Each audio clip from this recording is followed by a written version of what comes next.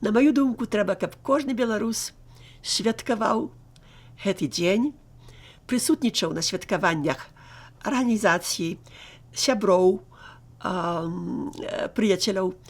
І, калі немагчыма прысутнічаць, дык прынамсі у сваім сэрцы памятаў, што гэта вялікі дзень у жыцці беларускага народу. Трэба гэтае свята святкаваць радасна, бо яно было сапраўды цудам у нашым жыцці. Трэба яго святкаваць